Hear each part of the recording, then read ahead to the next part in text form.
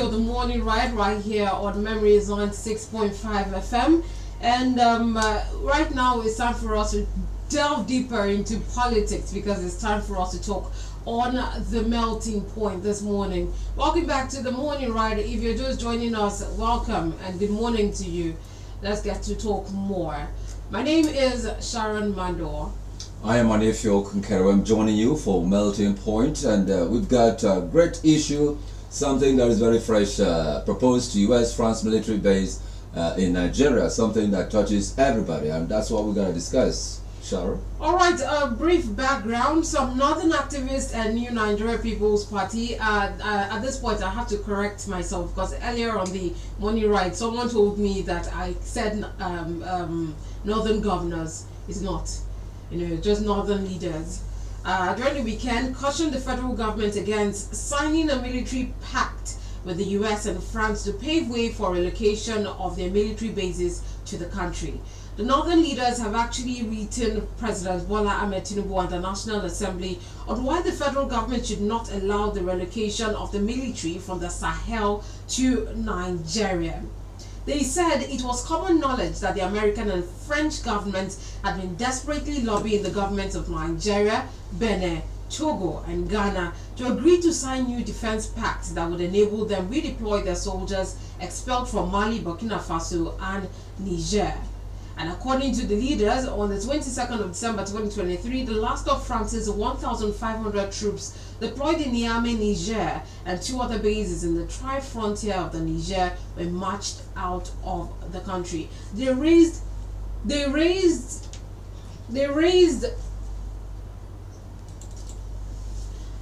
certain concerns like environmental and economic concerns as their issues, and they also brought up a point that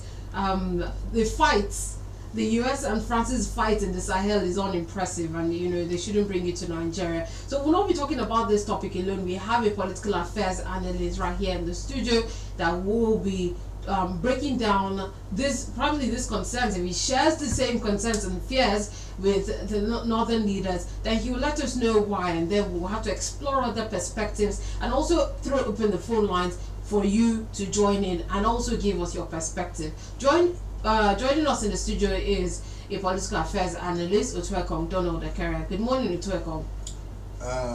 Good morning, Sharon, our queen of the airwaves. Good morning to you, Otuekong. And good morning, Oselo, Keruem himself. That's right. You're welcome. In fact, I remember how people commented. Some people stated on social media, and they were saying, "So this is the man." I said, good morning, Akwa Ibom. Good morning, Nigeria. And I still continue to say that Jesus is Lord. No matter what is the situation, things could be good. Jane, we are passing through a very difficult situation, but God will see us through. That is my own. All right, I'm pretty sure you had a wonderful weekend because it's all over your face. It was. No matter this wonderful time especially on Sunday, wonderful time of worship in the house of God, praising God, listening to the word, and it will give me some, a kind of strength to go through the next week. Hallelujah. Yeah. All right, so talk about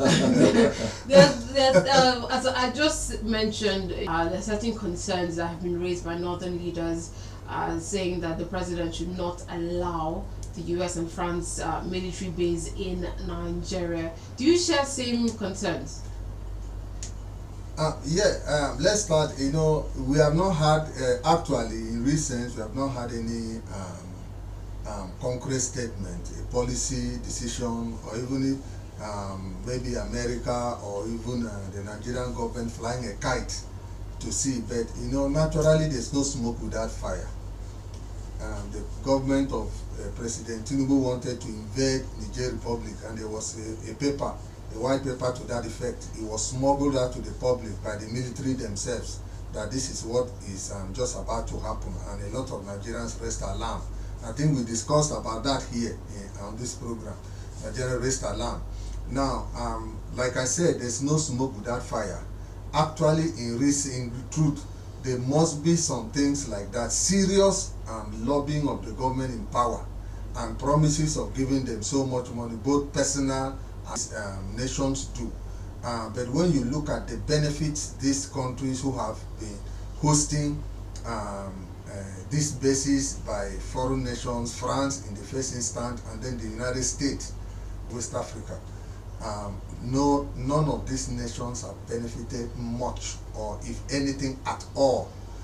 Primarily, if those bases were set up for the sake of security, ensuring that the cancer region, it has failed woefully. Remember that the insecurity, the current state of terrorism you have across the West African sub-region came as a result of America invading Libya.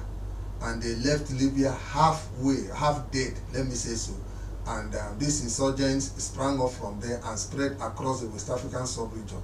Now they came out to open bases. We had initially the French opening bases, and then we had this, is it MINUSMA, taking over the countries in West Africa like Mali, sent off MINUSMA in the first instance. The French were still left around, but even at that, you notice that instead of terrorism abating in the West African sub-region, it was increasing. These nations even refused to sell the correct arms and ammunition to the nations, and this has been the background to the many coups we have seen in recent memory in the West African sub-region. The fact that we've had insecurity spread across those regions, young men were being, bought over, let me use that word, because for token fees, because there were no jobs in many of these countries by these terrorists, and they were joining the terrorist rank, increasing the rank of these non-state actors across the West African sub-region. But at the end of the day, this state of flux, let me say so, it gave rise to the coups we have seen across West Africa, and the new leaders who are young, bold, who are self-confident, decided that, look, we don't need these people again in the West African sub-region. So for just now, not to say everything before we go deep into the issue, the truth of the matter is that I don't believe that we need these nations to open their bases in Nigeria, because they are not opening these bases for the interest of, in fact, on the other hand, they actually contribute to the challenges of insecurity you see in those nations. We have seen it.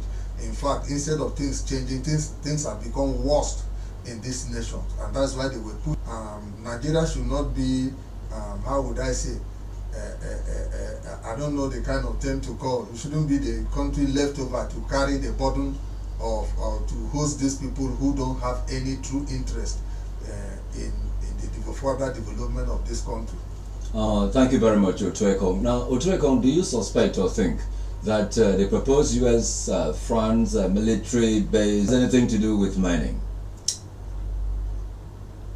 You see, when you look at what the government, the French soldiers were accused, in fact, in one instant, we heard a story of how they flew into some northern, they carried some strange equipment, and they came out, they were dusty, you know. So the people saw that these people were, they were doing something beyond peacekeeping, because the kind of dust on them was not the kind of surface dust you could see on somebody. It was something that must have come deep inside the, deep inside the soil.